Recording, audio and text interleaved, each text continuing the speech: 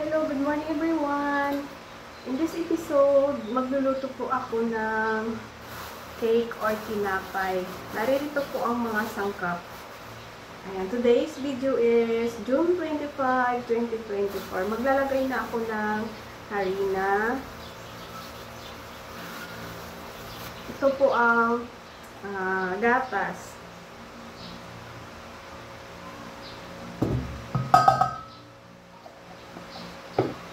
Itlog. Dalawang itlog po ang ilalagay ko. Masarap siya at malsa. Ito naman po ang sugar. Medyo ng sugar.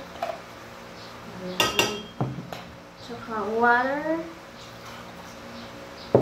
And then oil. Lagyan po ng oil para hindi po siya dumikit.